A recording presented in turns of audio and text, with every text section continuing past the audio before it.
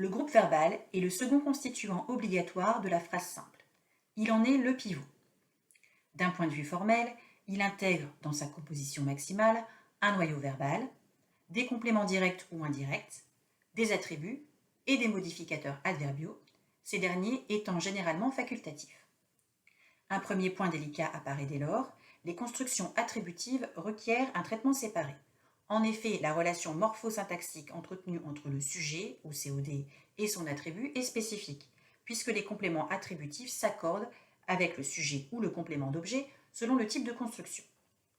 Afin de comprendre la complémentation verbale, nous procéderons par le critère le plus saillant, l'absence ou la présence de compléments verbaux. Nous traiterons tout d'abord le cas de l'absence de complémentation verbale, puis dans un second temps les cas de transitivité et de double complémentation. Enfin, les constructions attributives qui reposent sur une relation sujet-complément très particulière seront traitées séparément. Nous ne traiterons pas le cas de pourvu que, qui est une locution conjonctive figée, ni le cas de peut-être, qui est également une locution figée par un tiret, et le cas de dislocation par extraction, c'est dans ton jardin à toi que tu les cueilles, où le C''est est une locution figée et un présentatif. Tout d'abord, le verbe est le seul constituant du groupe verbal. Et tout d'abord, les intransitifs. On parle d'intransitivité lorsque le verbe n'a pas de complément. Naviguer, ou ici avec des madrigaux pour rame, est un complément de moyen. Travailler à se construire un nom, travailler à tel voyage, où ici il s'agit de compléments circonstanciels de but, qui sont détachables en tête de phrase et effaçables. Passer, qui a un tout autre sens quand il comporte un complément. La voix qui vibre, ne pas monter bien haut, alors ici bien haut était un modificateur adverbial qui pouvait être supprimé. La transitivité n'est pas le seul cas d'absence de complément. Certains verbes transitifs peuvent être employés absolument avec des effets de sens spécifiques, ce qui est le cas pour de nombreuses occurrences du texte. En payant quelqu'un, calculer quelque chose, avoir peur de quelque chose, chanter quelque chose, rêver de quelque chose, rire de quelque chose, qui regarde quelque chose, triompher de quelque chose. L'effacement du complément peut être expliqué soit par le caractère évident de l'objet qui est contextuellement restituable, on chante une chanson, soit par le caractère non pertinent de la spécification de l'objet. Ici, Cyrano insiste sur les actions et non pas sur les objets. Le verbe être, quand l'élément construit avec la copule n'est pas de nature adjectivale ou nominale, peut être classé dans les intransitifs, pourvu que je sois dans les petits papiers du Mercure François. Ici, il s'agit d'une localisation spatiale. Où suis-je dans les petits papiers? Le verbe être fonctionne comme un verbe locatif, commutable avec se trouver. On ne peut pas le pronominaliser par le, mais par i. Donc il n'est pas à considérer comme une copule entraînant un attribut du sujet. L'absence de complément souligne bien la nécessité de s'intéresser au programme sémantique du verbe. Le risque de confusion entre compléments circonstanciels et compléments verbaux est grande, tout comme l'analyse de certains verbes comme intransitifs, alors même qu'ils sont en emploi absolu.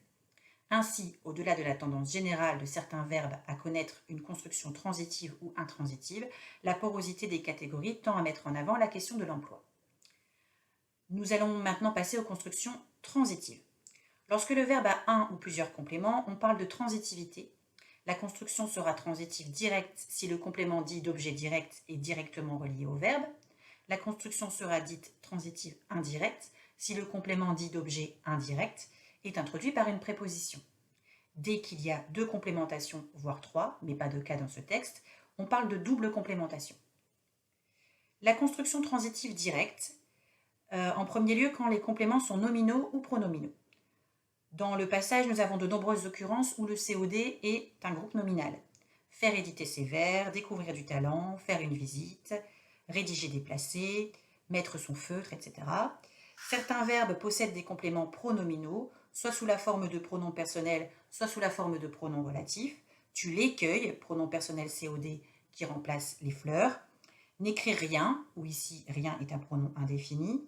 En faire d'autres, où ici en est un pronom adverbial qui est le complément d'un autre pronom autre. Les conciles que tiennent les imbéciles, il s'agit d'un pronom relatif. Dans le cas des verbes pronominaux, ici on peut parler du verbe se pousser, qui est un verbe réflexif, se pousser soi-même, Se battre, qui est un verbe réciproque, qui peut être glosé par l'adverbe mutuellement, se battre mutuellement. Cas de la voix passive des verbes s'aller faire nommer et se faire présenter. S'aller faire nommer, ici on peut se poser une question sur la construction du verbe, puisque aller ne peut jamais être employé comme un verbe pronominal, sauf dans un langage familier peut-être. Tu vas te mettre dans de beaux draps. Ici, c'est pour une question d'aspect, puisque c'est pour faire une périphrase verbale qui exprime le futur. S'aller faire nommer pape par les conciles, on peut remettre la phrase en voix active. Les conciles vont le faire nommer pape. Se faire est déjà une forme passive. Le verbe faire dans sa forme pronominale a toujours un sens passif. Être nommé, comme par exemple, il est nommé instituteur dans la ville de Roubaix par l'inspecteur. Se faire présenter, c'est la tournure pronominale du semi-auxiliaire qui donne son sens passif au verbe. Nous pouvons rétablir le complément d'agent. Le mécène fait présenter Cyrano. Nous avons aussi des cas de complément propositionnel avec une construction infinitive complétive. Aimer faire une visite. Ici, l'adverbe mieux suivi de que ne peut être supprimé car il fait partie d'une construction au comparatif. Dédaignant d'être le lière parasite, le participe présent est ici sous sa forme verbale puisqu'il entraîne cette construction. Il advient de triompher. Lorsque les constructions sont transitives indirectes maintenant, les compléments d'objets indirects sont introduits par diverses prépositions, dont les plus fréquentes sont à et de. L'identification du COI est donc délicate car la confusion avec le complément circonstanciel est fréquente. Nous avons ici un cas avec un pronom relatif, un voyage auquel on pense. Et ensuite, nous avons un autre cas avec le verbe sortir, rien qui de soi ne sortit. On ne peut pas supprimer de soi, mais on peut le déplacer. On hésite entre un complément circonstanciel. Habituellement, nous pouvons supprimer le complément du verbe sortir, je sors, qui signifie je sors de chez moi. Mais ici, la phrase deviendrait incompréhensible, donc il s'agit bien d'un COI entraîné par le sémantisme du verbe. Nous pouvons aussi aborder le cas de la construction causative avec faire. La construction causative faire plus infinitif permet l'enchâssement de deux propositions et surtout l'augmentation d'une phrase de départ d'un actant initial qui représente l'instance qui est cause du reste du procès. Faire éditer ses vers en payant. Mais ici, c'est une construction particulière puisque nous n'avons pas le sujet, contrairement à une construction du type « le professeur fait parler les élèves ». Ici, nous ne savons pas qui fait l'action. Est-ce qu'il s'agit de l'éditeur ou de Cyrano lui-même? Les constructions à double complémentation. Se construire un nom. Un nom est ici le COD et le pronom se, le COS. Se dire sans cesse au pourvu que je sois. Se dire mon petit. Dans les deux derniers cas, le dialogue ou les paroles rapportées peuvent être considérés comme des COD et le pronom se comme un COS. Quand il vous plaît est une construction du verbe impersonnel avec un complément sous-entendu placé avant et après dans le texte. Il vous plaît de mettre son feutre de travers. Deux compléments indirects ici, de mettre et à vous. Dans rien rendre à César, ici rien est un pronom indéfini COD, à César est un COS. En est le complément du pronom rien.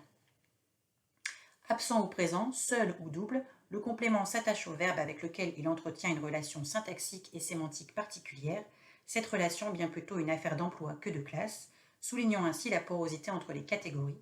Mais il est un cas où le complément ne dépend pas uniquement du verbe, mais également du sujet. Ce double lien mérite un traitement à part, il s'agit des constructions attributives. Les constructions attributives, cas plus spécifique de la complémentation verbale, concernent aussi bien le sujet ou le complément d'objet. Dans les deux cas, le complément s'accorde, ce qui constitue une relation morphosyntaxique particulière. Ces constructions peuvent aussi bien se réaliser avec un verbe copule, comme être, que sans copule, si un verbe instaure cette relation morphosyntaxique entre son objet et une proposition attributive directe. Les occurrences présentes dans le texte ont tous des attributs du sujet. Être terrorisé, dans le cas où l'attribut est un adjectif, donc être terrorisé, être blême, être seul, être libre, soit satisfait, ne pas être obligé. L'attribut est un groupe nominal, devenir un grand petit homme. Introduit par un déterminant indéfini, il a une valeur de classification. Le sujet est un membre de la classe en question, mais il n'est pas exprimé ici, puisqu'il s'agit d'une valeur universelle. Être le lière parasite, On n'est pas le chêne ou le tilleul, introduit par des déterminants définis avec une valeur d'identification. L'attribut entretient avec le sujet une relation d'équivalence référentielle. En conclusion, ces traits distinctifs définissent moins des classes de verbes que des classes d'emploi, car un même verbe peut appartenir à plusieurs classes. Les changements de catégorie sont donc fréquents. L'abondance des verbes dans ce passage célèbre de Cyrano participe bien évidemment de la vivacité de la scène. Le grand nombre de verbes utilisés en construction absolue met en valeur le caractère absolu du personnage de Cyrano, intransigeant dans ses convictions.